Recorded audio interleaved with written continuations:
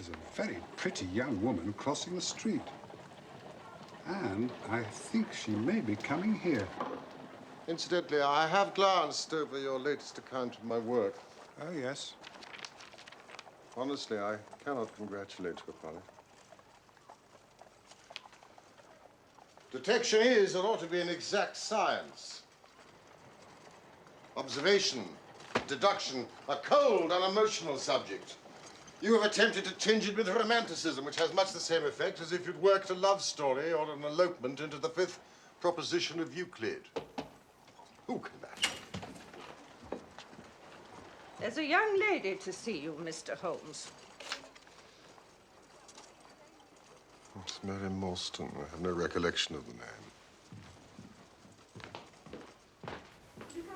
Don't go, Doctor. I may need you. I was right. Thank you. Miss Morstan? Good afternoon.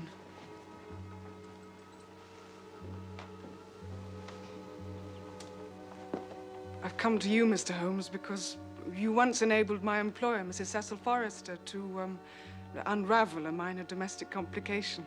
She was much impressed with your kindness and skill. Thank you.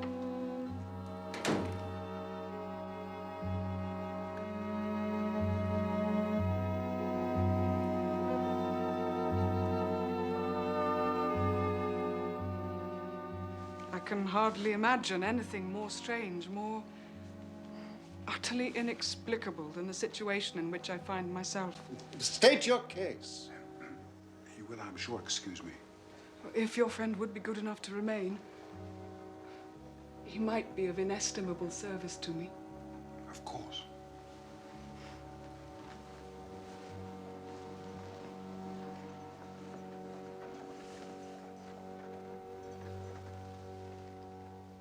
Briefly, the facts are these. My father was an officer in an Indian regiment. My mother died when I was still quite a child, and he was forced to send me home, despite the fact that I had no relatives here. I was placed in a comfortable boarding establishment in Edinburgh, and I remained there until I was 17 years of age. In that same year, my father, who was a senior captain of his regiment, obtained 12 months' leave and returned home. He telegraphed to me from London to say that he'd arrived, all safe, and directed me to come down at once, giving the Langham Hotel as his address. His message, as I remember, was full of love and kindness. On reaching London, I drove straight to the Langham Hotel and was informed that Captain Morstan was staying there, but that he'd gone out the night before and had not returned. So I waited. All day, without news of him. And that night, on the advice of the manager of the hotel, I communicated with the police. The next day, we advertised in all the newspapers. Our inquiries led to no result. From that day to this, no word has ever been heard of my unfortunate father.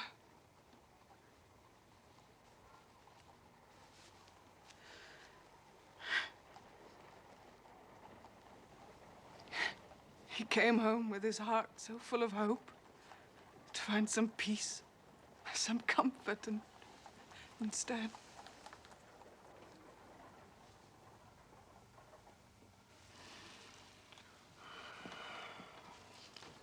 The date? the 3rd of December, exactly 10 years ago. His luggage? Remained at the hotel. Oh, there was nothing in it to suggest a clue. Some clothes, some books, and a considerable number of curiosities from the Andaman Islands. My father had been one of the officers in charge of the convict guard there. Watson, this place is a mess. Had you any friends in town? Only one that we know of. Major Sholto of his own regiment. The 34th Bombay Infantry. We communicated with the Major, of course, but he did not seem to know that his brother officer was in England. It's a singular case.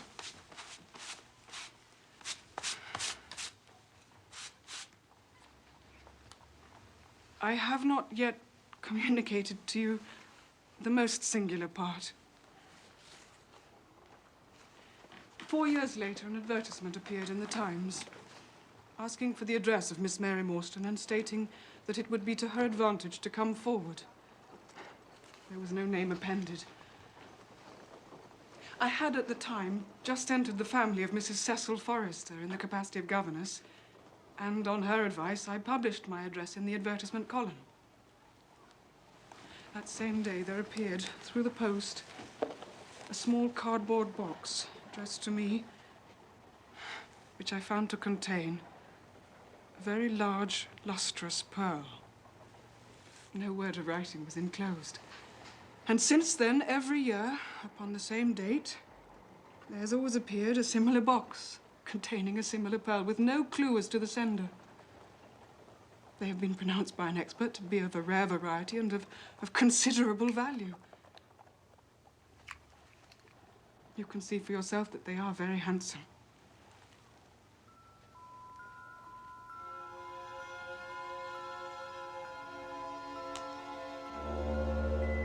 Your case is most interesting.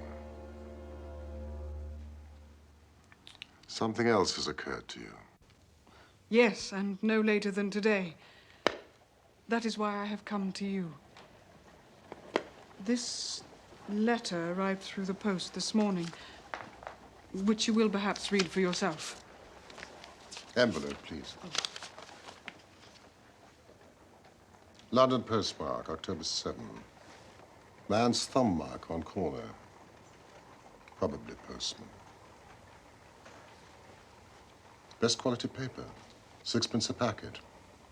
Particular man in his stationery. Watson.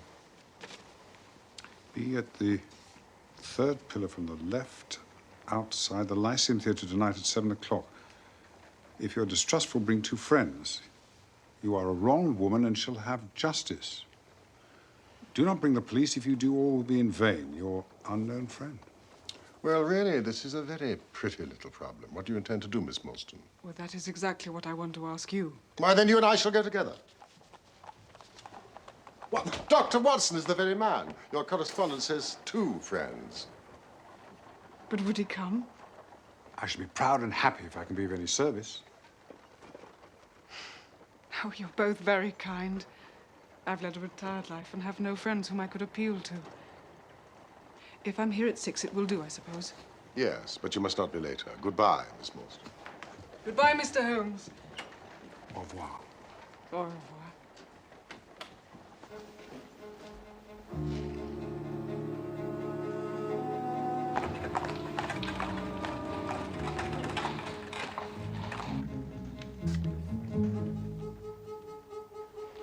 Bye, Flower, dearie. Bye, Flower. Bye, Flower, dearie. Excuse me. What a very attractive woman. It is of the first importance not to allow your judgment to be biased by personal qualities. A client to me is a mere unit, a factor, a problem. Holmes, you're an automaton, a calculating machine. There's something positively inhuman in you at times. I assure you, the most winning woman I ever knew was hanged for poisoning 3 little children for their insurance money. And the most repellent man of my acquaintance is a philanthropist who has spent nearly $250,000 upon the London poor. However, in this case... I never make exceptions. An exception disproves the rule. I'm going out. I'll see you in an hour.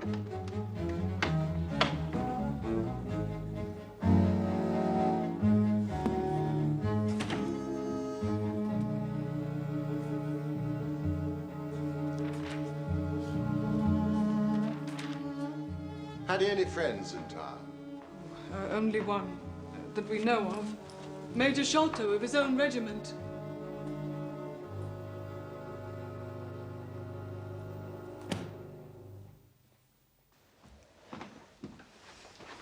There's no great mystery in this matter. The facts appear to admit only one explanation. Are you solved it already? I found on consulting the back files of the Times that Major Sholto of Upper Norwood, late of the 34th Bombay Infantry, died just 6 years ago. Mrs. Hudson, you're dreadfully underfoot. I may be very obtuse, Holmes, but I fail to see what this suggests. Really? You surprise me. Then look at it this way, then. Captain Morstan disappears. The only person in London whom he could have visited is Major Sholto. Major Sholto denies having heard that he was even in London. 4 years later, Sholto dies. Within a week of his death, Captain Morstan's daughter receives a valuable present, which is repeated from year to year, and now culminates in a letter which describes her as a wronged woman. Now, what wrong can it possibly refer to except this deprivation of her father? Tape measure. Gun. And why should these presents begin immediately after Sholto's death, unless it is that Sholto's heir knows something of the mystery and desires to make compensation?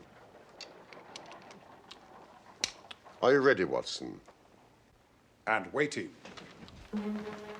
Have you any alternative theory that will meet the facts? What strange compensation and how strangely made. What time is it? It's a little past the hour.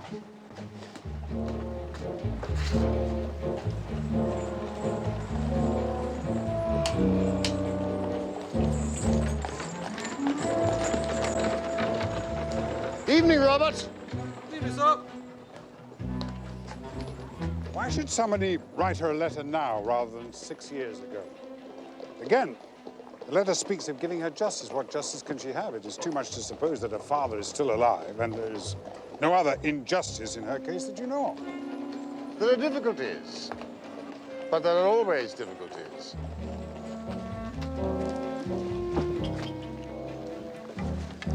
Good evening, Mr. Holmes. I do hope I'm not Good late. evening.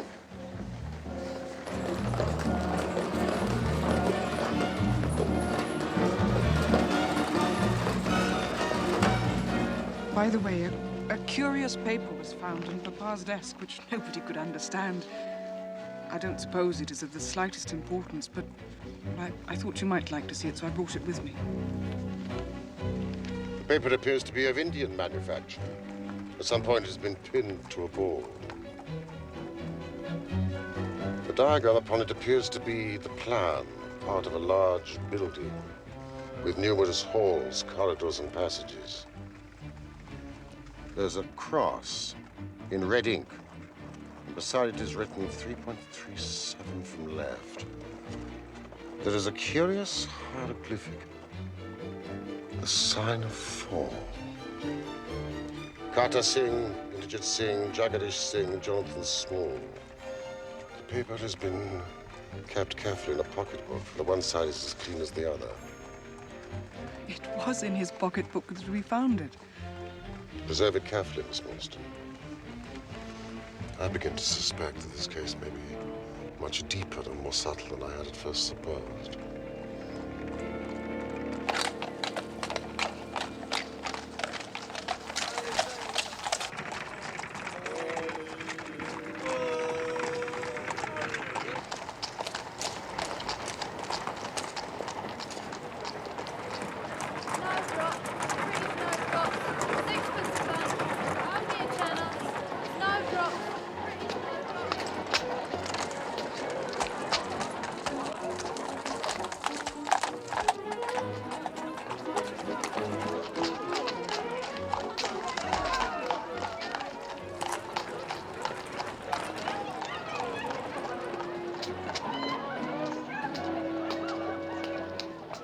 Hey, are you the party who come with Miss Morstan? I am Miss Morstan, and these two gentlemen are my companions. I must ask you to give me your word that neither of your companions is a police officer. I give you my word.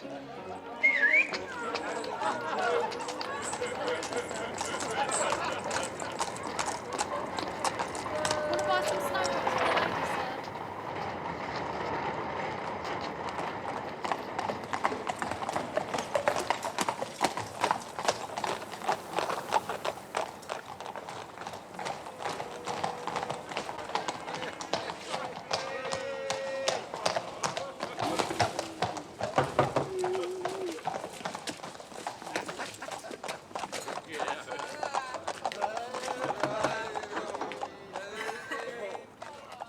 Sahib awaits you.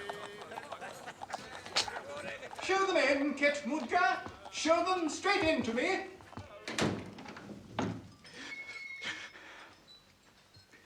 Your servant, Miss Morstan. Your servant, gentlemen. Come in to my little sanctum. I trust you have no objection to tobacco smoke. The balsamic odor of Eastern tobacco. I am a little nervous, and I find my hookah to be an invaluable...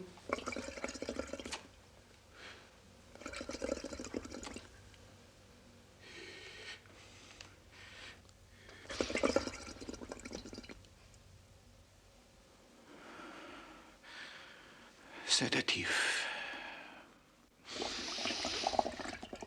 You will excuse me, Mr. Sholto, but I am here at your request to learn something which you desire to tell me. It is getting very late, and I should wish the interview to be as short as possible. Well, it must take some time. For we have to go to Norwood to see Brother Bartholomew. We must all see if we can get the better of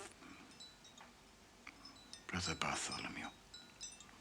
He is angry with me for taking the course that has seemed right to me. You cannot imagine what a terrible fellow he is when he is angry. If we are to go to Norwood, it would perhaps be as well if we were to start at once. No. No, that would hardly do. I don't know what he would say if we came upon him in that sudden way. No, I must prepare you by showing you where we all stand. To each other. I must lay the facts before you, as I know them myself.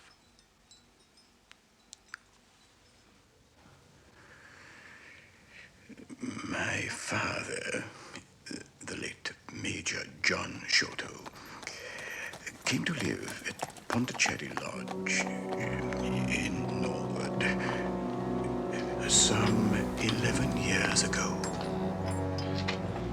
He had prospered in India and brought back with him a considerable sum of money, a collection of valuable curiosities, and a staff of native servants.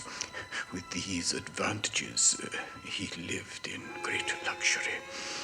My brother and I were at university at the time. We did know, however, that some mystery, some positive danger overhung our father. He was very fearful of going out alone, and he employed 2 prize fighters to guard him. Williams, who drove you here tonight, was one of them. For some reason, he never told anyone. My father had a marked aversion to men with wooden legs.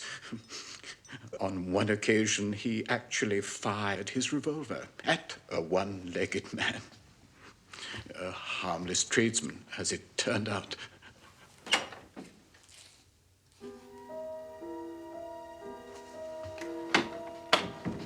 Yes, I'll remember we had to pay a considerable sum to hush it up. Then, suddenly, my father received a letter. It was obviously a great shock to him.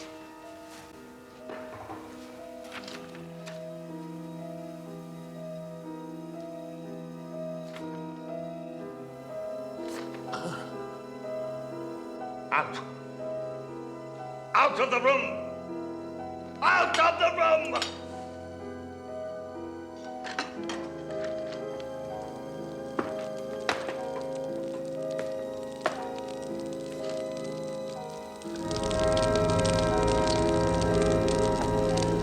What was in the letter, we could never discover. For years, my father had suffered with an enlarged spleen, and from that moment on, he became rapidly worse. And one night, the doctor informed us there was no hope, and that he wished to make a last communication to us. My dear son,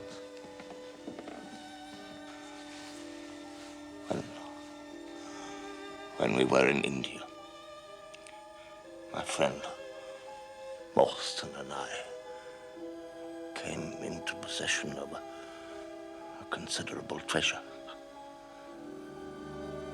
I brought it home with me to this house, where it still lies.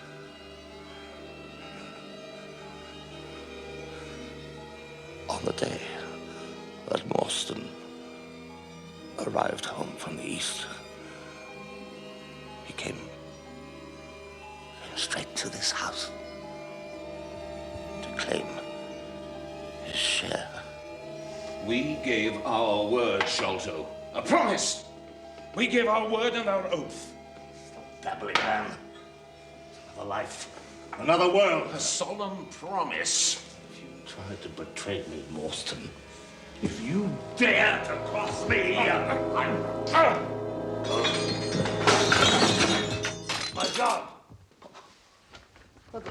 The man is dead now, Chowder! You have nothing to fear, sir. I will arrange everything. And so it was done, Miss Morstan. In secrecy, of course, but with respect. This is disgraceful, Mr. Sholto. Your father's behavior was quite unforgivable. Please, Doctor. I knew in my heart that he was dead. My father was not a well man. I'm only glad he did not suffer. You're very brave, Miss Morstan. What concerns me now is the reason for this quarrel. I cannot imagine how my father came to be involved with that treasure. I'm afraid that is not clear to me, Miss Morstan. I can only tell you my father's instructions concerning it. My Even those treatment levels were honest. of poor Morstan's orphan.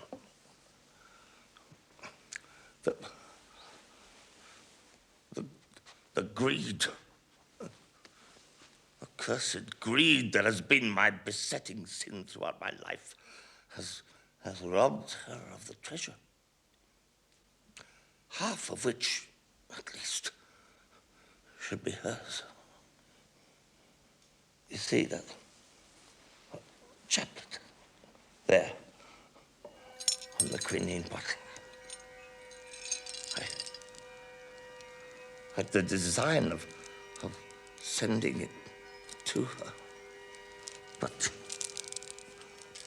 I could not bear to part with them. You, my sons, will see that Miss Morstan gets her share of the treasure. Promise. The treasure is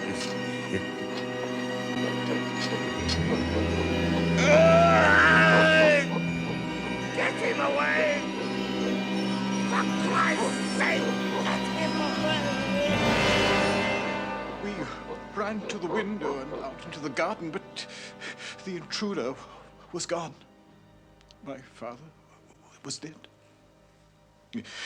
We soon had more striking proof that there were secret agencies at work all around us. The next day, my father's bedroom was broken into, and this was fixed to his chest. Remarkable. It is the Sikh symbol for the numero 4.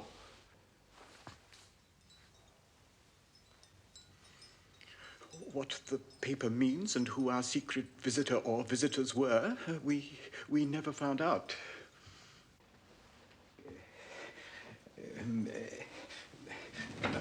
My brother and I were much excited, as you can imagine, of the treasure my father had spoken, but try as we might, we couldn't find it. It was maddening to think that the hiding place was on his very lips when he died. We could judge the splendor of the riches by the chapelet that he had taken out. The pearls were evidently of great value, and my brother was averse to part with them, for between friends, he was a little inclined to my father's fault. And it was all I could do was to persuade him to allow me to send Miss Morstan a detached pearl at regular intervals so that she would not feel destitute. It was a kindly thought. Oh. It was very good of you. We were your trustees. That was the way I looked at it, although my brother did not altogether see it in that light. We had plenty of money ourselves.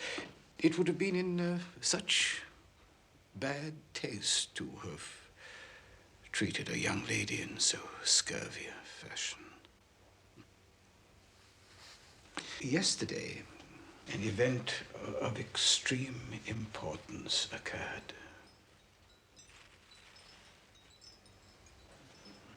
We found the treasure. Hence my instant communication to you, Miss Morstan. Now all we have to do is to drive to Norwood and claim our share. We shall be expected, if not entirely welcome, visitors. You have done well, from first to last, Mr. Sholto.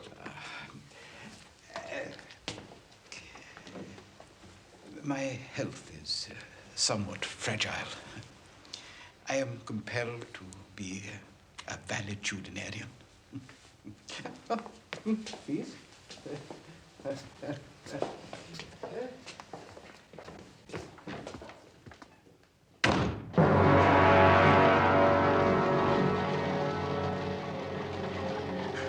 We dug up every inch of the garden without discovering anything. Brother Bartholomew is such a clever fellow. Do you know how he found out where the treasure was? Tell me. He made measurements everywhere, all along the top, along the side, inside, and he found out he was 4 foot out at the top. We found our father had made a false room, and so we smashed through the lath and the plaster, and there was the treasure chest lying across the rafters. He has computed the value of the treasure to be more than 500,000 sterling. It's Mrs. Bernstone. Mrs. Bernstone's the only lady in the house. Wait here.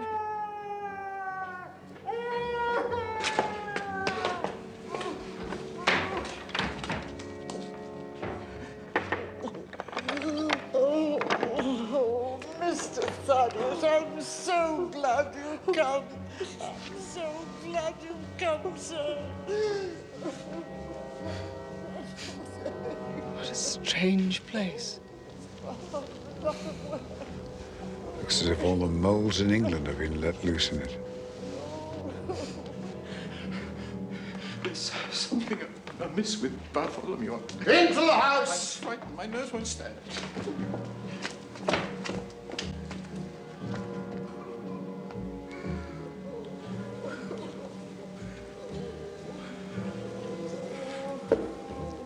Oh, Oh, but I've been sorely tried this day. Hi, Mrs. Burstone. Mr. Bartholomew shut himself in his room and I can't get a word out of him. His bed hasn't been slept in and he hasn't been down for any food. I dare not disturb him at his work. You know what he's like when it's at his work. Look after her, Miss Morstan.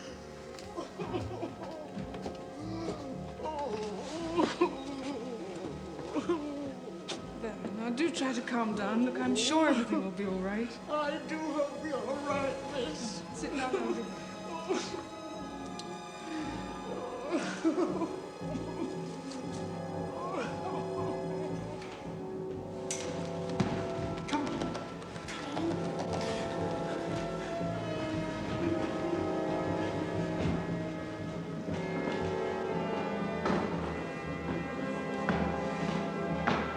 Which is the door?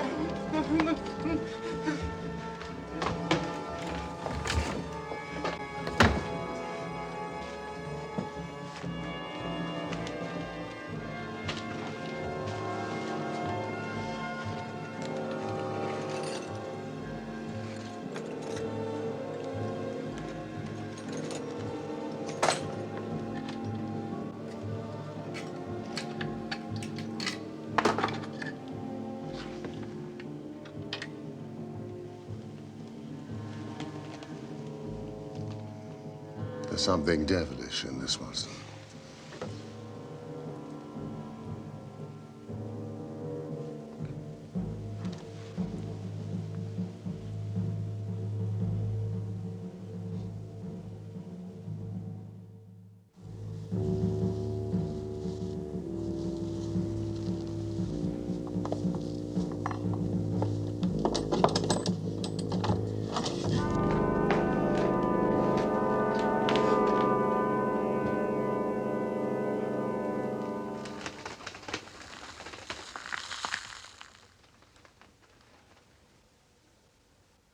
The sign of 4 again. What in God's name does it mean? It means murder. We brought the treasure down there last night. We put it there. Now it's gone. What time was that? I don't know. 6 or 7 o'clock. I heard him lock the door after I left it. Must have been the last person to see him alive. And now he's dead.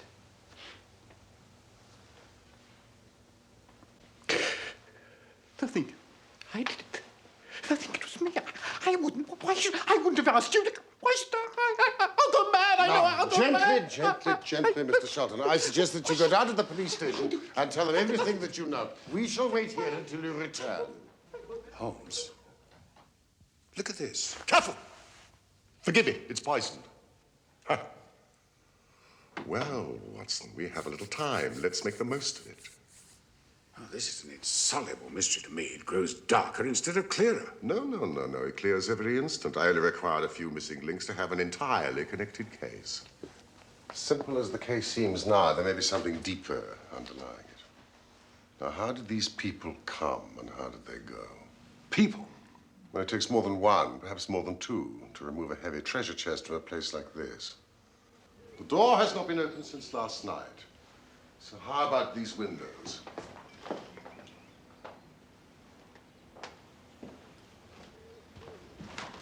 Snibbed on the inside. No hinges, therefore. Roof quite out of reach, no drain pipe near. And yet someone has entered this way. Look, Watson. See that scuff on the sill?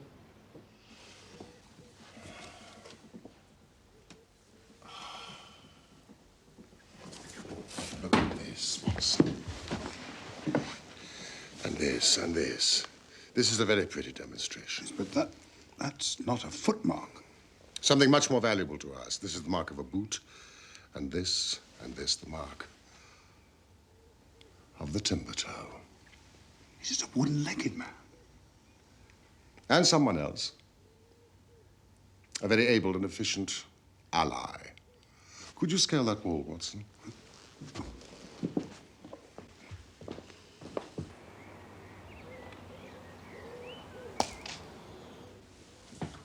Absolutely impossible. Unaided, it is so. But suppose you had a friend who lowered you this good stout rope, securing it first to this ring. I think if you were an active man, you'd be able to swarm up, wooden leg and all. You would depart, of course, in the same fashion, and then your friend would pull up the rope, close the window, snip it on the inside, and depart in the manner he originally came. Well, the thing grows more unintelligible than ever. How about this mysterious ally? How did he get into the room? Yes, this ally. He lifts this case from the regions of the commonplace. Well, the door is locked, the window inaccessible. The grate's too small. How then? You will not follow my precept. How often have I said to you that once you have eliminated the impossible, whatever remains, however improbable, must be the truth.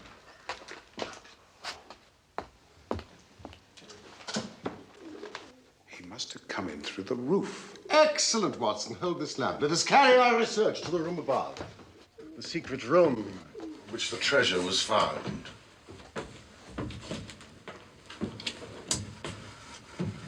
The skylight.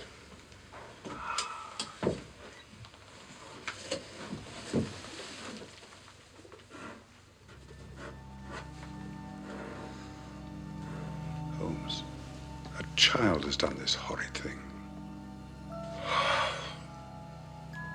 My memory failed me, or I should have been able to foretell it. We have learned all we can from here. Let us go down.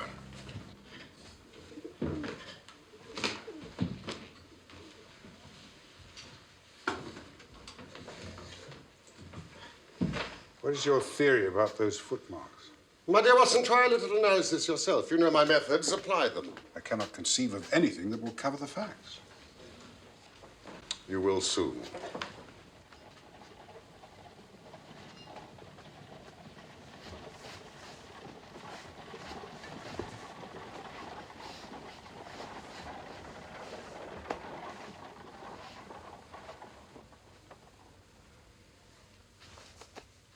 We're in luck. Our little ally has trod in the creosote. Oh, you fond of animals, I see. Yes, very good. Lovely fire. Well, quite a nice little place you've got here. Indeed.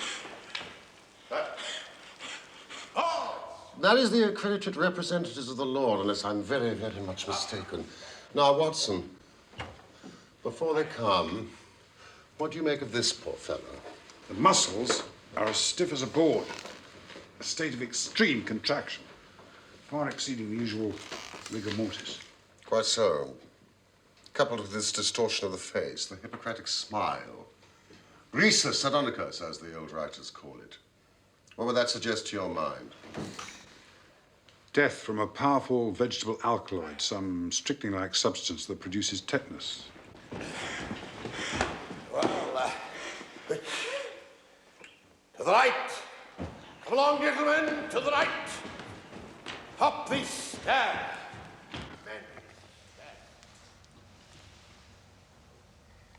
This thorn. Not an English thorn.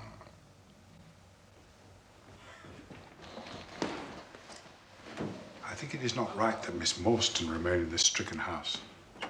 I suggest you slip away and take her home, Watson, and then go on to 3 Pinchin Lane, Lambeth, and ask for Toby. 3 Pinchin Lane. I'd rather have Toby's help than that of the whole detective force of London.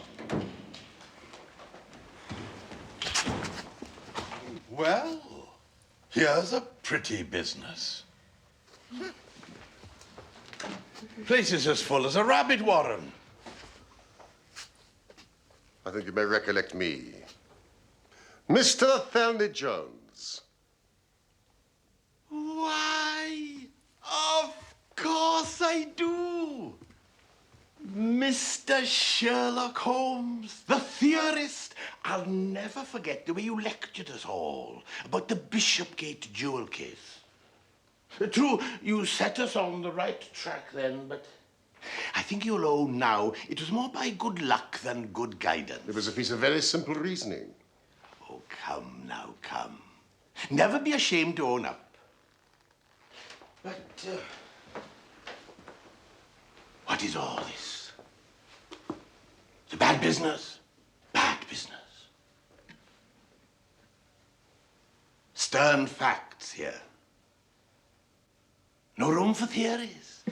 It's lucky I happened to be up in Norwood on another case when I got the message. How do you think this man died? No, this is not a case for me to theorize over. No, no. Still, we can't deny you hit the nail on the head sometime. Door locked, I understand. Jewels worth a fortune missing. How were the windows? Fastened, but there was a footstep on the sill. Windows fastened, nothing to do with it. It's common sense.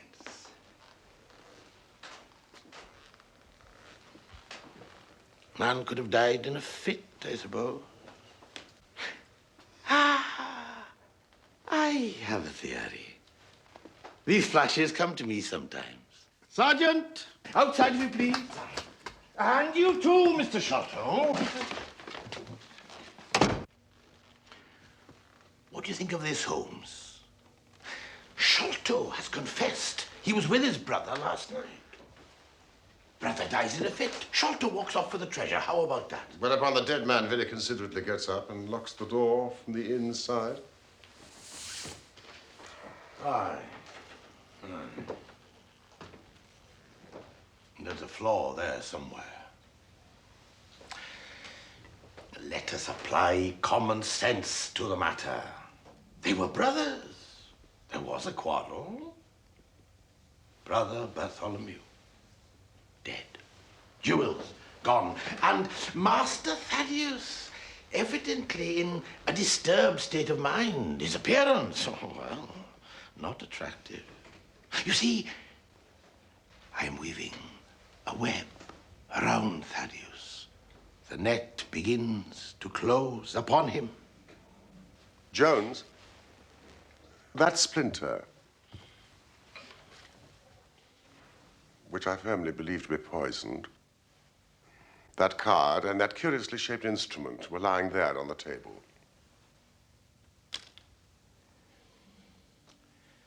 Confirms my theory in every respect.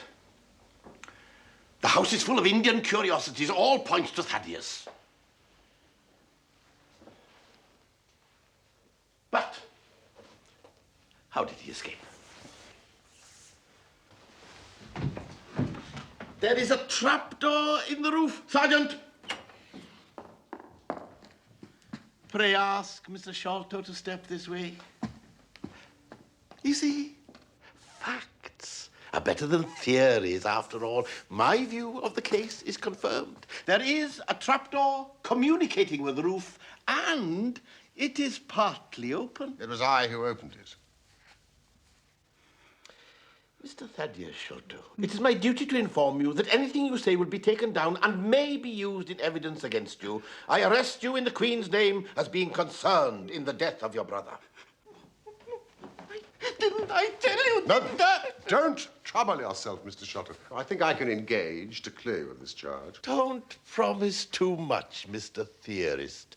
You may find it a harder matter than you think.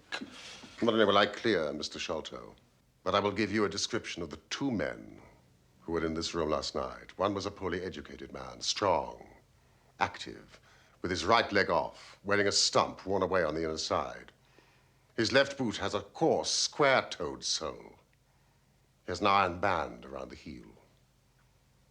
He is much sunburned, middle-aged, and has a certain amount of skin missing from the palm of one hand.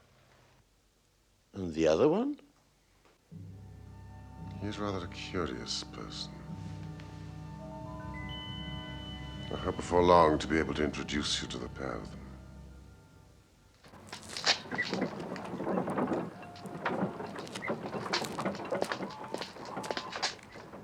Watson, go to 3 Pinchin Lane, Lambeth, and ask for Toby. I'd rather have Toby's help than that of the whole detective force of London.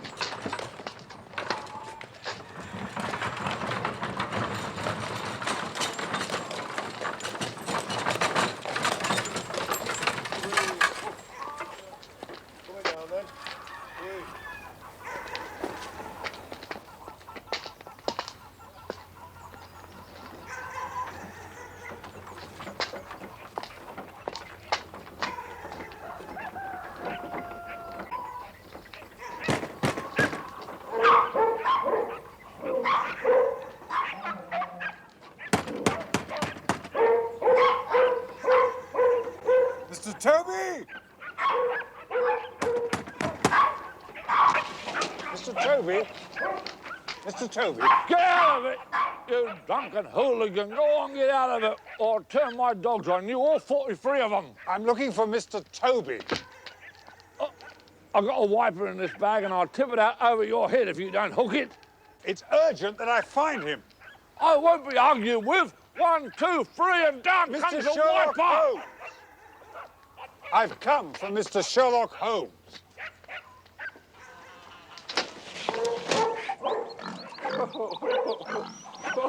Mr. Sherlock Holmes. Well, who'd have thought it? There you are, coffee. Mr. Sherlock Holmes, why didn't you say so? Come in. No, mind there, because he bites something vicious. Oh, yes, he does. Now, naughty. Naughty. Don't you bite the gentleman, because this gentleman is a friend of Mr. Sherlock Holmes. And any friend of Mr. Sherlock Holmes is a friend of mine. Don't mind him. He'll just give you a nice friendly squeeze. I'll give him the run of the room because he keeps down the beetles, something beautiful. Now, what did you say Mr. Sherlock wanted? Toby. Toby? Yes, Toby. Oh, well, Toby's number 7 there, along on the left. Here, you give him these, and Toby will go along with you as quiet as a lamb. Hey, Toby, wake up, come on. There's work for you to do. A gentleman come here to see you. Toby, come on. That's It does make me laugh sometimes, this Toby.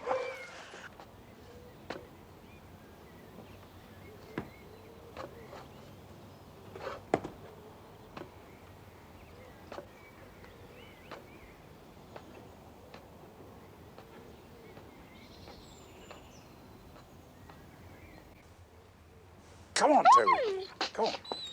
Come on, officer.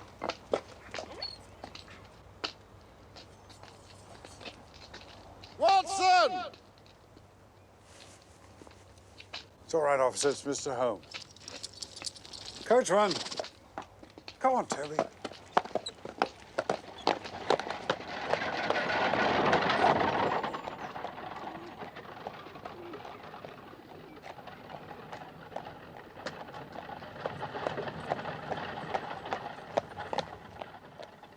Well done! You've got Toby! Come on. Well, here comes Blondin. I'm coming down.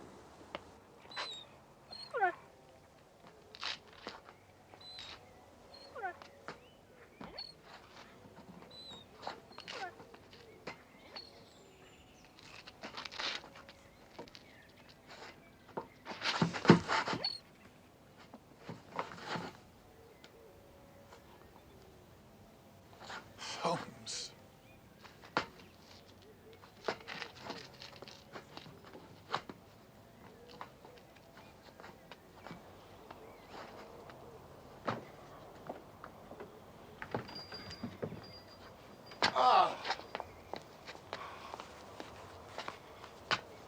Look at these, Watson. I found them in the gutter. Ah, thank you, Mrs. Bernstone. Do you smell the creosote? Othello Jones arrested not only Thaddeus, but the gamekeeper, the gatekeeper, and 2 of the Indian servants. I was lucky to escape myself. What hellish thing? Watson, are you on for a bit of a trudge? Of course. You and Toby, game as they come when there's a good holding scent. Now, find him. Go, Toby. Splendid. Seek, Toby! Seek! Go seek him!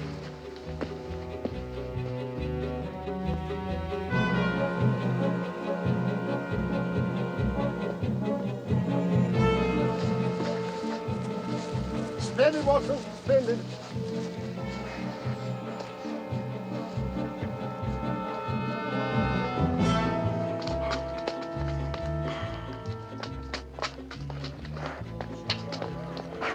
Lucky the rain has stopped. The scent will lie on the road in spite of their start.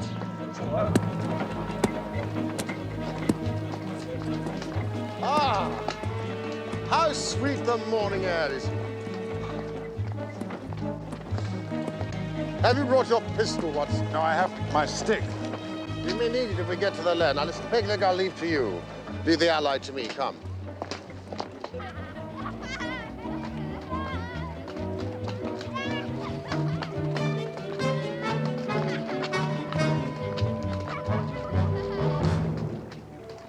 Now, what the deuce is the matter with the dog?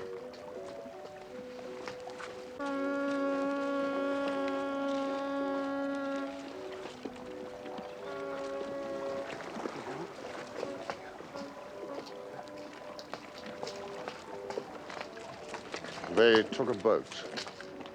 They certainly didn't take a cab or a balloon. They must have been met at the water's edge.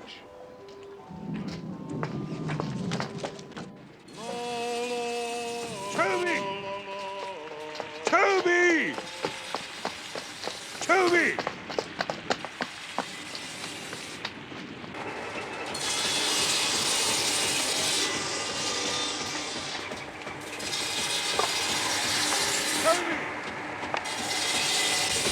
Toby!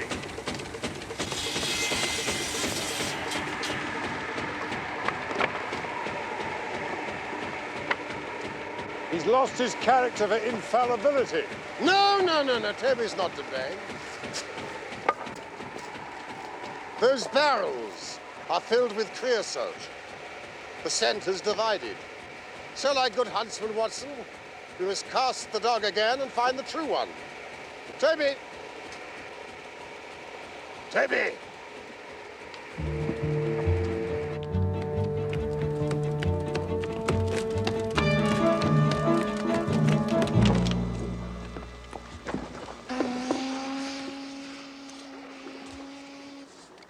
We're out of luck.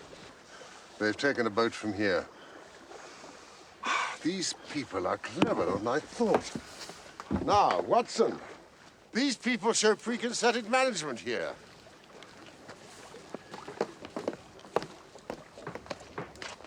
Mordecai Smith.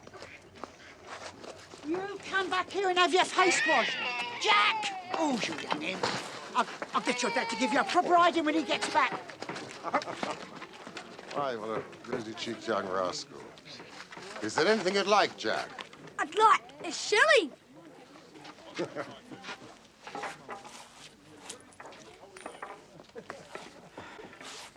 Fine young lad you've got there, Mrs. Smith. Lord bless you, sir, he is that, and forward. He gets almost too much for me to manage, especially when my man is away days at a time. Ah, it's a pity about that. I was hoping to hire a boat from him, a steam launch. Oh, bless you, sir, it is in the steam launch that he has gone. Ah, I didn't like the bloke who did the hire. Not at all. Very rough, with a wooden leg. Come tapping at our window in the middle of the night, and away they went without a word to me. Now, this man with the wooden leg, was he alone? Seemed he might have had an animal with him. A dog? Didn't look like no dog to me, sir. More like something you find in the zoo. It's pretty about the launch. It's the old green boat with the yellow line. Oh, no, no, sir, no. The Aurora's just been fresh painted, black with gold trim. Ah, yes, of course. With the white funnel. No, sir, black funnel. Ah, yes, of course. Well, thank you, Mrs. Smith. Goodbye, Jack. What?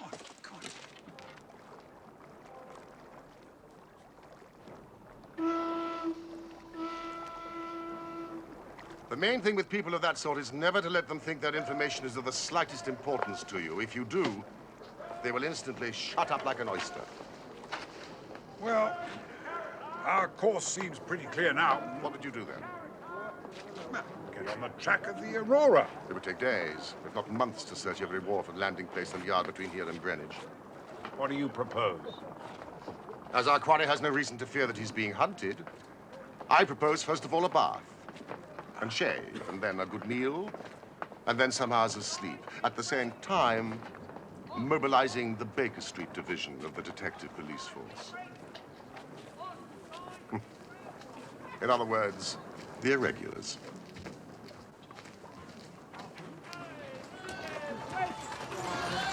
Five scissors, razor supply.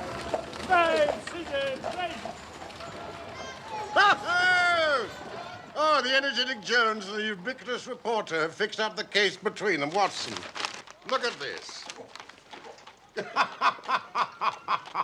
Here.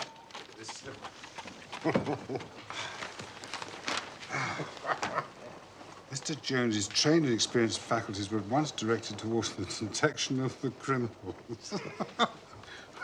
His well-known technical knowledge and powers of minute observation. Well, it gets better still. The prompt and energetic action of the officers of the law shows the great advantage of a single, vigorous, and masterful mind. Isn't it gorgeous? We had a close shave from being arrested ourselves. I wouldn't answer for our safety now if he has another of his attacks of energy. Good heavens, Holmes. Stay there! No! Sorry, I did that. I'm sorry, but you can't. I have no sense of order. But Mr. Holmes said nothing of this. Stop it! You cannot possibly go in that way. I'm sorry, Mr. Holmes. It's all right, Mrs. Hudson. They are my guests. Look, hats off. I got your message. I bought them up sharp. 3 bob and a tenner for the tickets. Now, Wiggins, in future, they can report to you and you to me. I cannot have the house invaded in this way. Oi, stop that. Hey? Sorry. Now, I want you to find the steamboat Aurora. Aurora. Owner, Mordecai Smith. Black with gold trim. Richmond to Gravesend, both sides of the river. Right, sir. How much? Old scale of pay. A guinea to the boy who finds the boat. Here is a day in advance.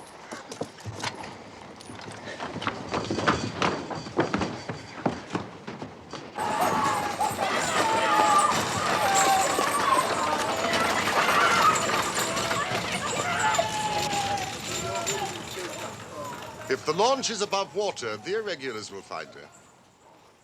They can go everywhere, see everything. If our man had an easy task, this of ours ought to be. Wooden-legged men are not so common, and this other man must be unique. The Aborigines of the Andaman Islands may perhaps claim the distinction of being the smallest race upon this earth. They are a fierce, morose, and intractable people. They're capable of forming the most devoted friendships when their confidence has once been gained. They have always been a terror to shipwrecked crews, braining the survivors with their stone-headed clubs or shooting them with poisoned arrows. These massacres are usually concluded by a cannibal feast.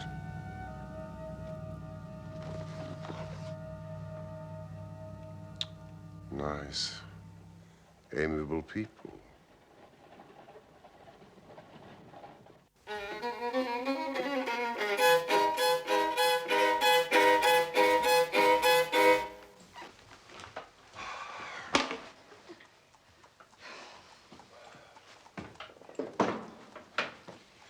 And what time would you like your dinner, Mr. Holmes? 8:30, the day after tomorrow.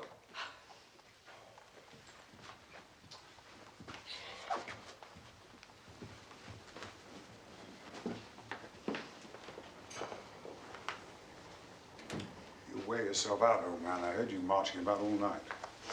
You really must get some rest. I can't sleep. This infernal problem is consuming me. No news? None. None whatsoever. The whole river's been searched from both sides. Mrs. Smith's not heard from her husband. It's too much. To be balked by so petty an obstacle when all else has been overcome.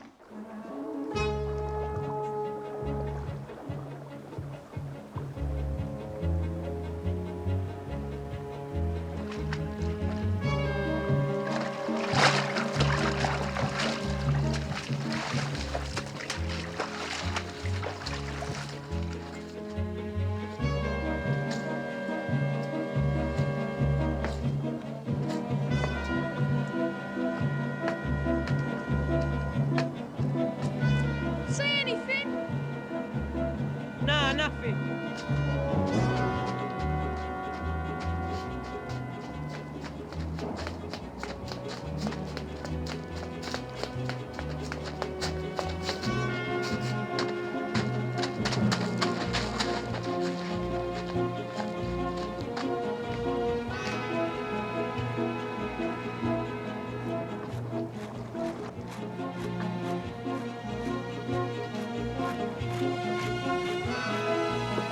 Right. Shovel! You fill the back of my head.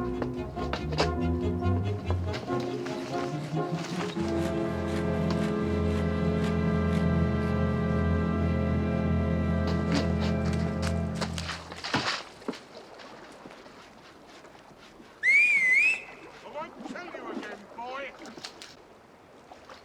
Oi!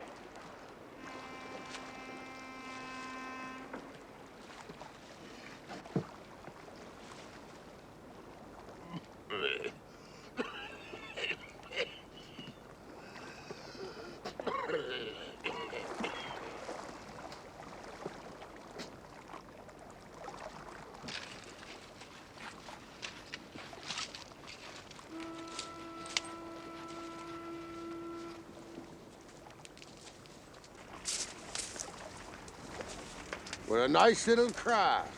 Aye. This is a good boat, this. We built her here in this yard. Fastest boat on the river. What's she in for? Repairs to a rudder. That's the order. I can't find anything amiss with it. I want her in the water by 6 o'clock tonight. Fully cold and steam up. Right, Mr. Smith, she'll be ready. 6 o'clock sharp, mind. For I've two gentlemen that'll not be kept waiting. Right! It's this Norwood case, Doctor. I've had a great deal to worry and try me. And this case is a very dark one, too.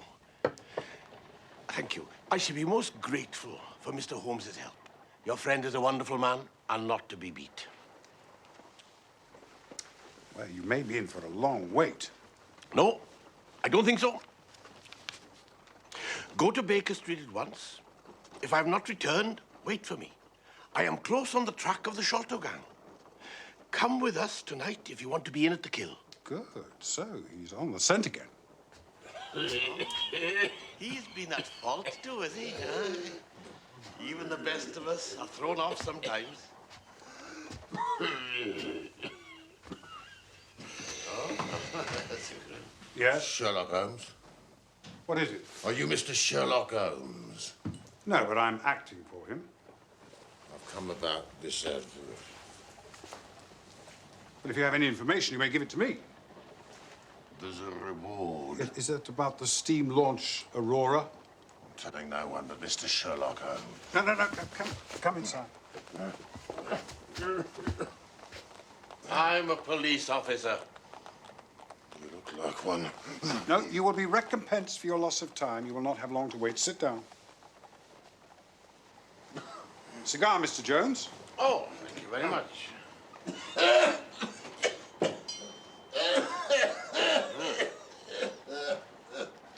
As I was saying, Doctor, I consider your friend, Mr. Sherlock Holmes, is a man not to be beat. He would have made a most promising police officer, I don't care who knows it, with a little more discipline and a lot less theory. Thank you. You might offer me one.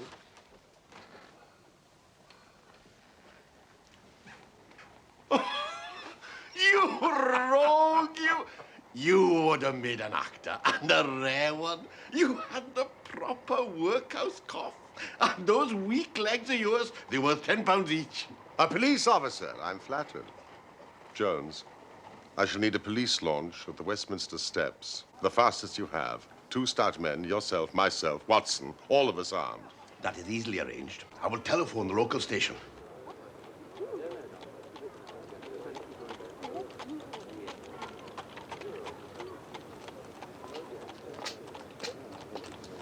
We go to the Tower. Stop opposite Jacobson's Yard.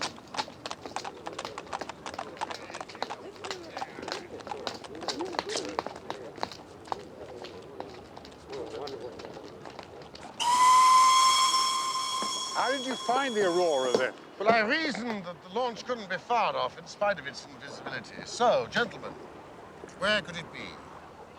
Well, out of the water, I suppose. In a repair or boat builder's yard. Exactly.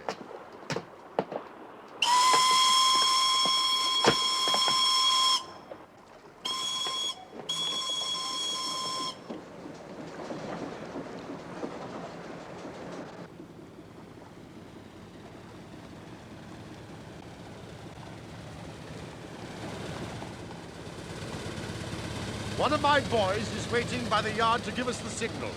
You've planned it all very neatly, Mr. Holmes. But if the affair were in my hands, I should have a body of police in the yard and arrested them when they came down. Which would have been never. This man, Small, is a pretty shrewd fellow.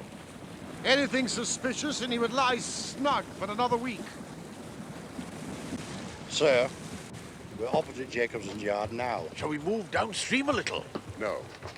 This mist may be of advantage to us. We must lie low and wait.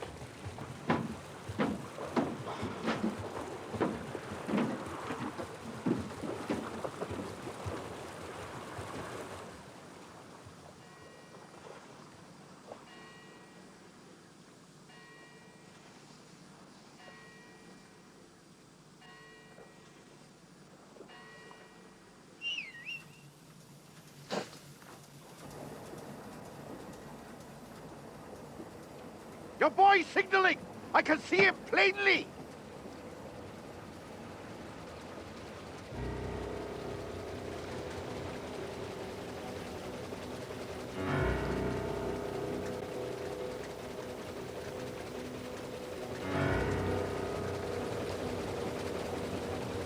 There's the Aurora. Going like the devil. She is very fast. I doubt if we shall catch her. We must catch her. Pile it on, stokers! I'll never forgive myself if she proves to have the heels of us.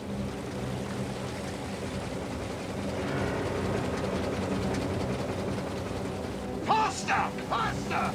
This is the fastest one they've got!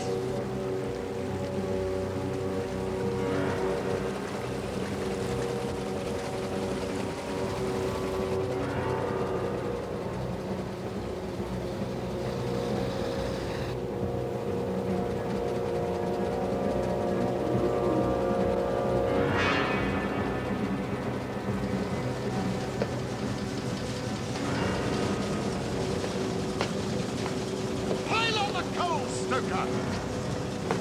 We must have her, even if we burn the boat!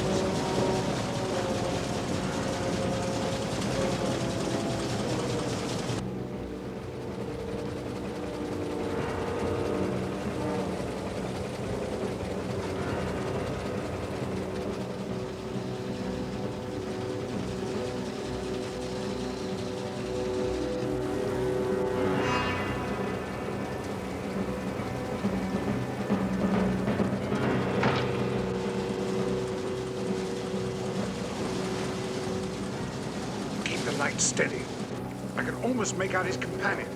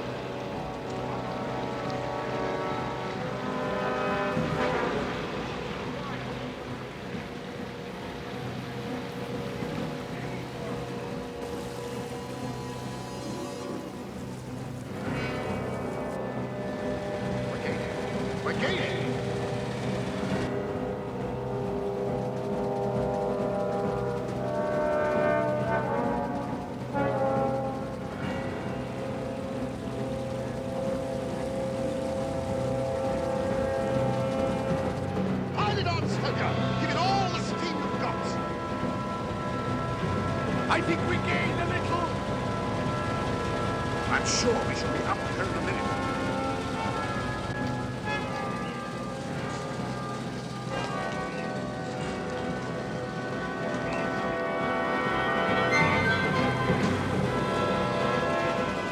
Move the light more to the left.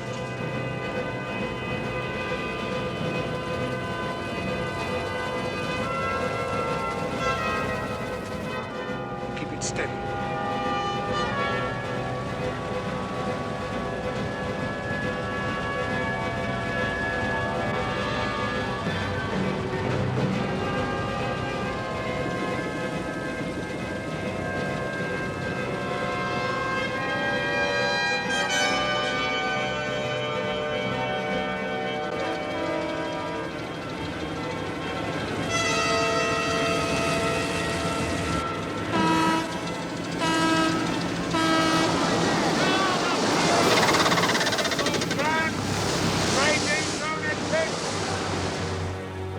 What's happening on that boat? They're fighting among themselves. Tonga! Tonga!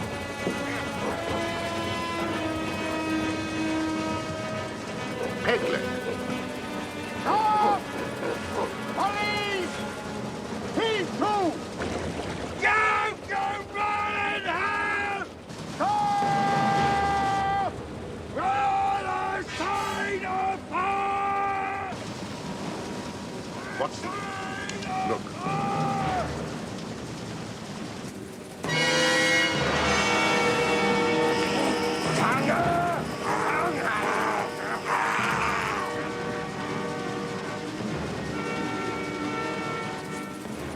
What a face.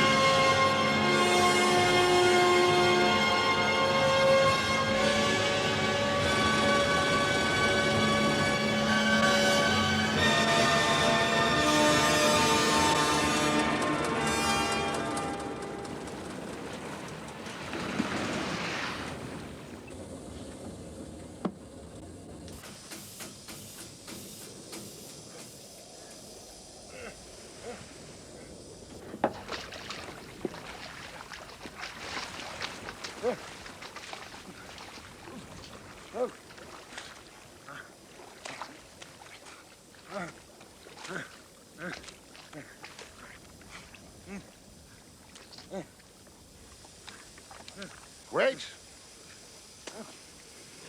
Wait. Let him wear himself out.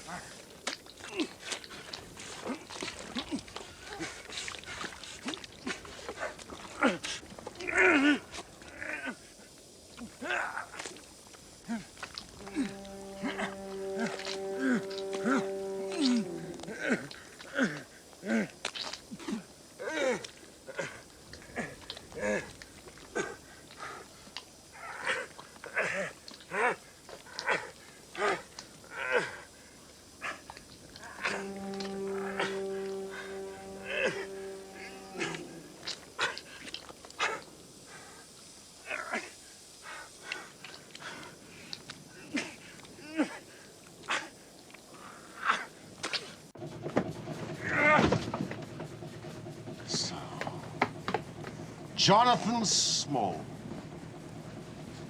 I'm sorry it has come to this. And so am I, sir. And I give you my word, gentlemen, I never laid hands on young Mr. Sholto. Of course you didn't. Your little friend's dart killed him while you were still climbing the rope.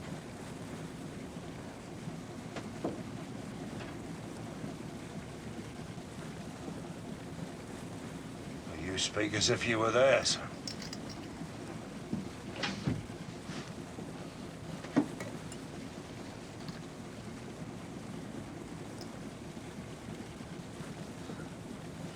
Well, if it had been old Major Sholto, I would have swung for him with a light heart.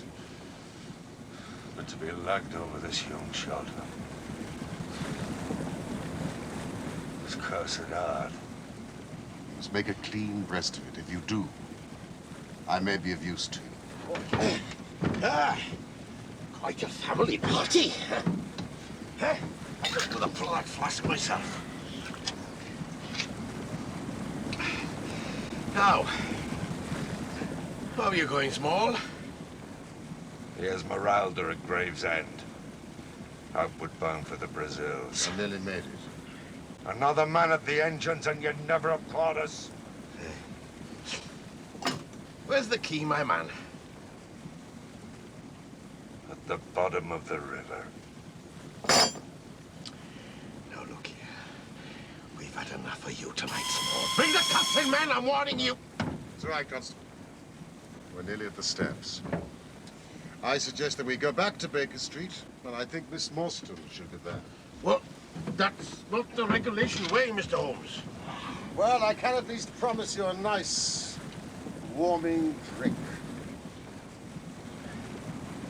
Very well, gentlemen.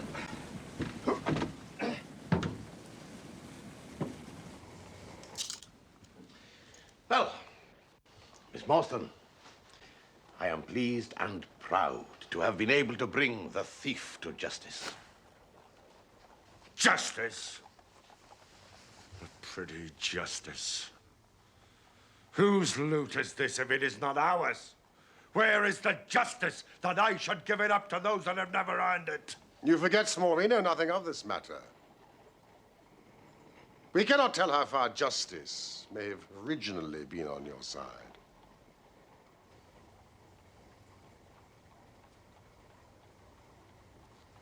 Well, sir, you have been very fair-spoken to me. Though I can see that it's you that I have to thank for these bracelets on my wrist. Still, I bear no grudge for that. If you want to hear my story, I have no wish to hold it back. And what I say to you is God's truth. Every word of it.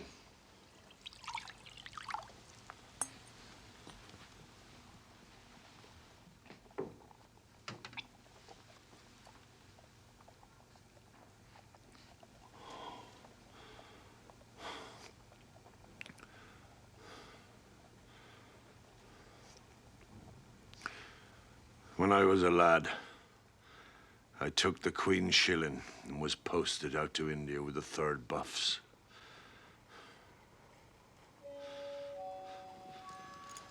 A crocodile snapped this off when I was bathing in the Ganges. Well, the sawbones had my stump in the tar barrel nice and quick. I was young and strong. I got my discharge and this fellow.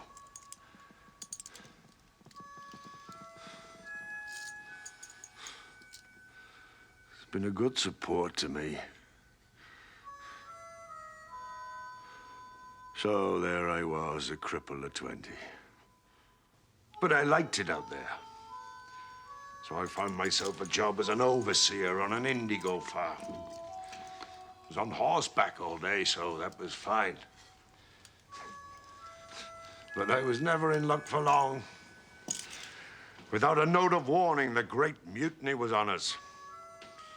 I came back to the farm one evening to find my master and all his family had been murdered. I didn't wait.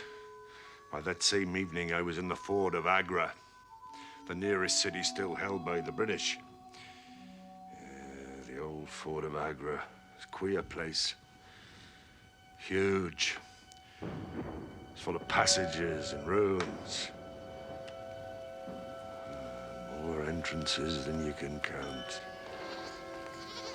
There were many gates, and because I was an ex-soldier and British, they put me in charge of one of them and gave me a couple of Sikhs who'd stayed loyal to us.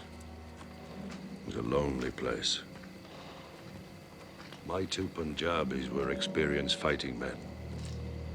Kartar Singh and Inderjit Singh.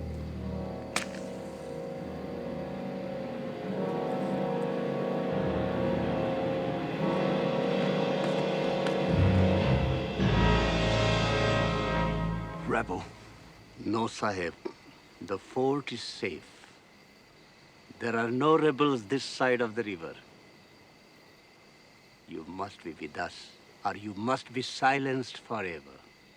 With you? How? We want you to be rich, which is why you British came to this land. Well, I have no objection to being rich. Then swear by the bones of your father to raise no hand and speak no word against us now or ever afterwards. Then you will have quarter of the treasure. But there are only 3 of us. Jagdish Singh, my foster brother, he must have his share. There is no time, Sahib. Decide. Well, provided the fort is in no kind of danger, I swear. What would you have done, Mr. Holmes? I strongly suspect I'd have done exactly as you did. Yes, I know the Sikh. He's not a man to be trifled with. One of their local Rajas. Richest Creases, of course. He'd gone in with the rebels. But he wanted to hedge his bet, just in case the British came out on top. So he made a plot to get half his treasure hidden in the fort of Agra, sending one of his men with it in the guise of a merchant. And Jagdish Singh, Kartar's brother, to be the guide. They come challenge him, Sahib, in the usual way. Give him no cause for the fear. What then? We will do what has to be done.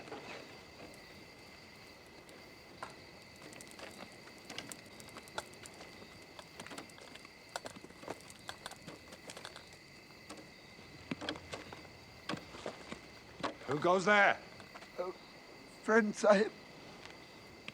Advance and be recognized.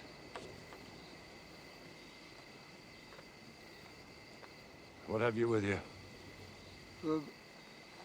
A box, Sahib. Old box.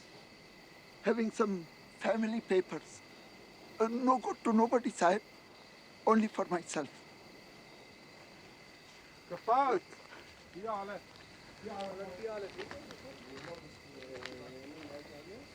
Sahib, I am no ordinary beggar. You will have money, Sahib, and Governor Sahib also.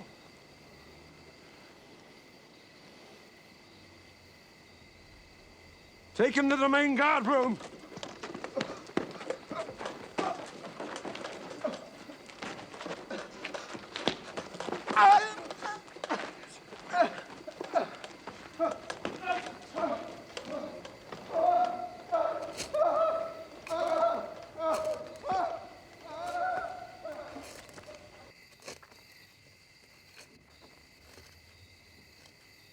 Never was a man more compassed round with death.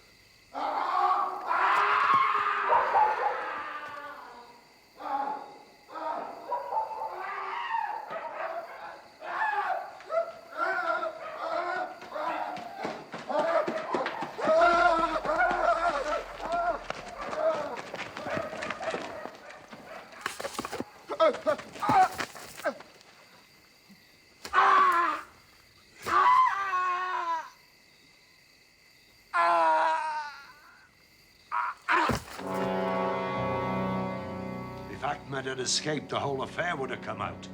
I should have been shot, most like. Which of you would have held back his musket?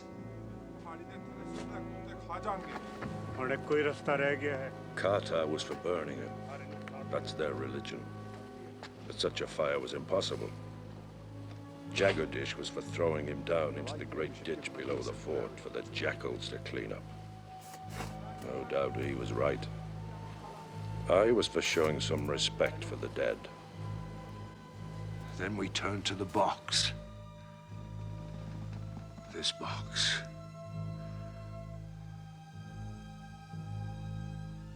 Inside were more gems than I could ever even have dreamed of.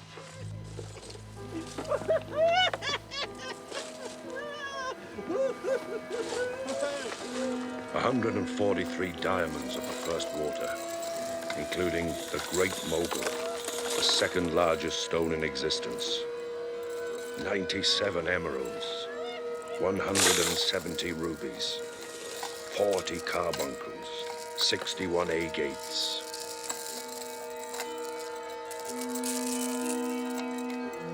Jagadish was right. It was a great mistake you made, burying the body as you did. Would you not say so, Watson? Yes, indeed. A body not burned in India is soon discovered. So, you and your 3 companions were found guilty and sent away for life to the penal colony on the Andaman Islands. Blair Island, it was, sir. Hope Town. Never was a place worse named.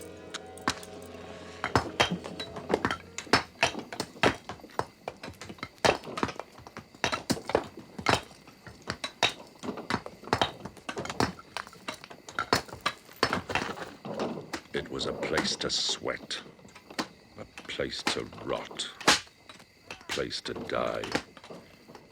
And I sweated there year after year, until your father arrived, Miss Morstan. Corporal! You will not maltreat the white prisoner. If it happens again, you'll be court-martialed.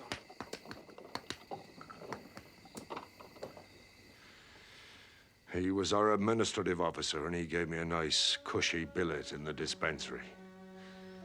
He was as good and kind a Christian gentleman as I ever come across. And I hold no grudge against him. Or you, miss.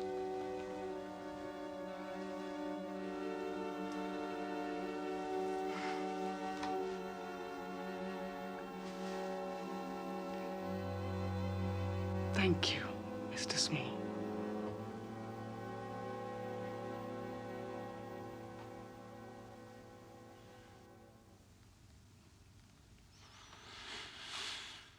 Well, as I sat thinking about the treasure, I could see all the officers and the prison officials at their drinking and their gambling. Major Sholto never had much luck. Night after night, he was the loser. Some people are born like that. It's all up with me, Morstan. I'm ruined. I shall have to send in my papers. I don't suppose you could manage another couple of hundred, eh? I've had a pretty nasty facer myself. And I've a daughter back home to support. And I've got 2 wretched sons. Ruined, eh?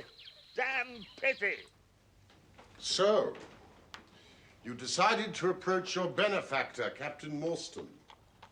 He was often in the dispensary. The tropical climate didn't agree with him. His heart was weak and his blood was all poisoned. Knowing that he would wish to share any arrangement with his friend, the officer in command, Major Sholto. Yes, sir. It seemed the safest way. It is your own private concern, over which, of course, you have the power of disposing as you think best. Thank you for that advice, sir. Thank you indeed.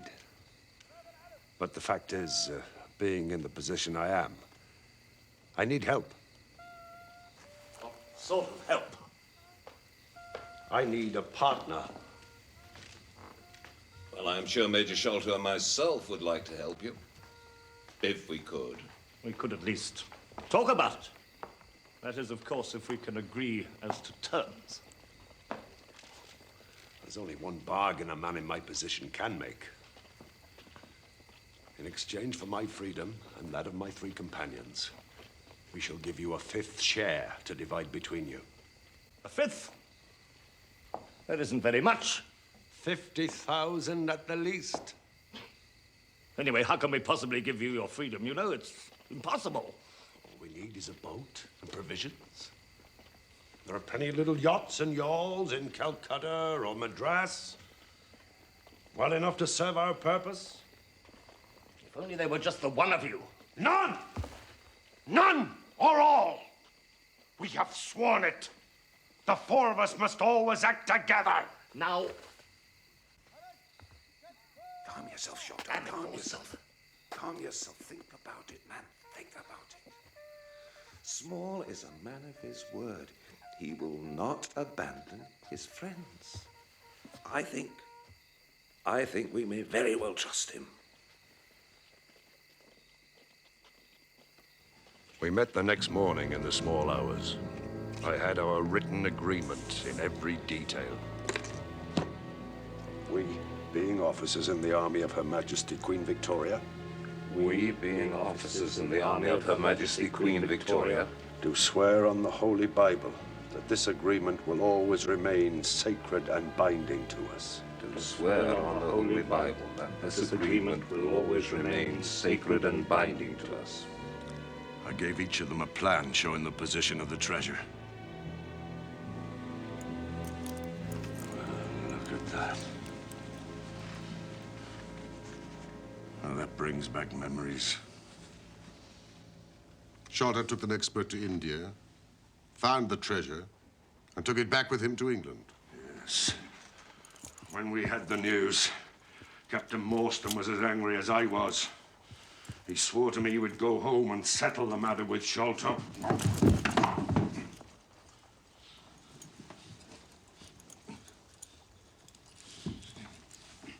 And so he would, if he'd lived. But that was not to be.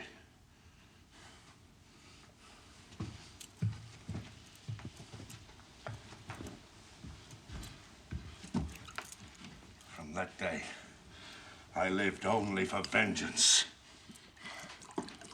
I thought of it by day. I nursed it by night. To get to Sholto. To have my hands on his throat. That was my one thought. As luck would have it, one of the islanders had been brought into my dispensary, more than half dead from a snake bite. Well, in common humanity, I did my best for him. Somehow he pulled through and became very devoted to me. A funny little fella. Well, you gentlemen caught a glimpse of him yourselves, no doubt, last night. He was staunch and true as little Tonga. No man ever had a more faithful mate. Being by trade a fisherman, he had a goodish-sized native boat, and he agreed to try to escape with me.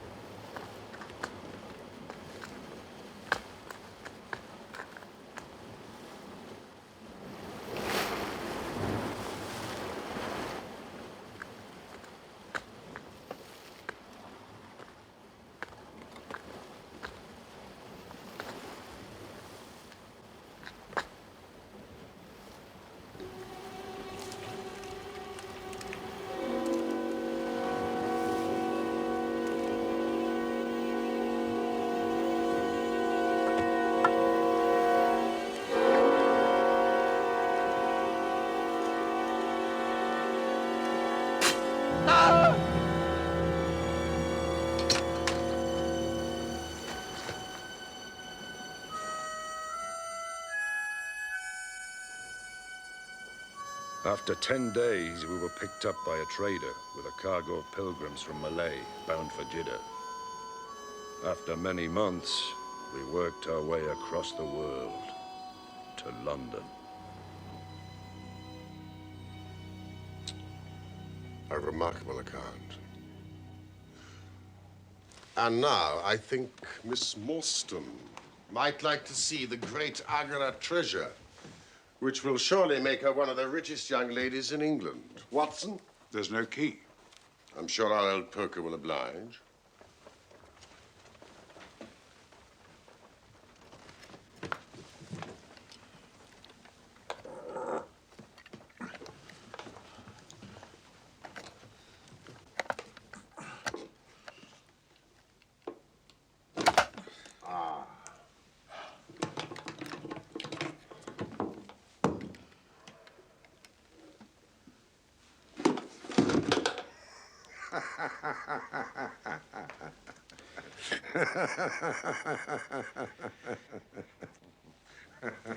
This is your doing, Small. Yes. Yes, I put the treasure away where you shall never lay hand on it. No living man or woman has any right to it unless it is the 3 men in the Andaman convict barracks and myself. I know now that I cannot have the use of it. No more can they. But I have acted all along for them as much as for myself. It's been the sign of 4 with us always. Where is it? It's where the key is. And where little Tonga is. I saw your launch must catch us, and I saw little Tonga go over the side. I put the loot in a safe place. You are deceiving us, Small. If you had wished to throw the treasure into the Thames, it would have been easier to have thrown box and all. Easier for me to throw and easier for you to recover. A man who was clever enough to hunt me down is clever enough to pick up a box from the bottom of the river.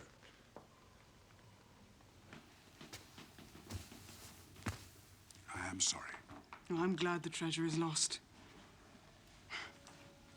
It's been nothing but a curse to every man who has owned it. An early death to my poor father. And slavery for life to me and my companions. I spent the first half of my life digging a breakwater in the Andamans. And I'm likely to spend the other half digging ditches on Dartmoor. Well, Holmes, duty is duty, and I've gone rather far in bringing him here. I shall feel more at ease when I have our storyteller here under lock and key. I am obliged to you for your assistance. Good day to you, Dr. Watson, Miss Morstan.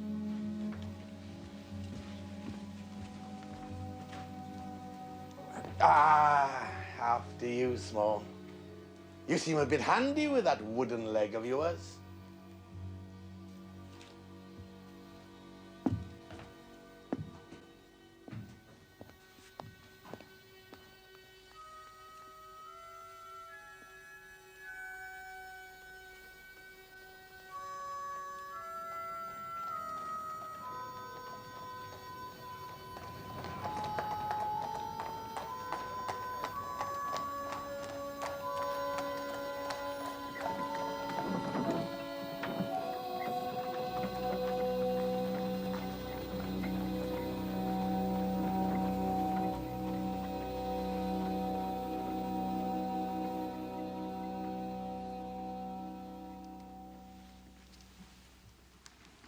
I feel most ashamed that you, Mr. Holmes, and you, dear Dr. Watson, have had to put yourselves into such peril on my behalf. Oh, that's all over and forgotten. Mrs. Forrester has sent her carriage for Miss Morstan. I'll impose on you no longer, gentlemen. You must be exhausted. Yes, I confess the reaction is already upon me. You know, I should be as limp as a rag for a week. I'm so very grateful to you for clearing my father's name. I'm so very grateful to you both.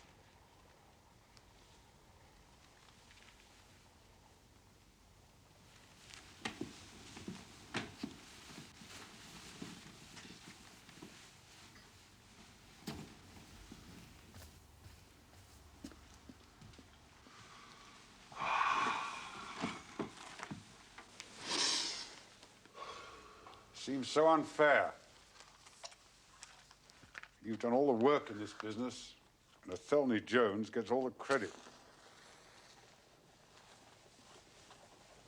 What remains for you? For me, the pleasure of having solved an interesting case, almost single-handed. And for you, no doubt, the pleasure of writing it up in your usual florid and romantic style.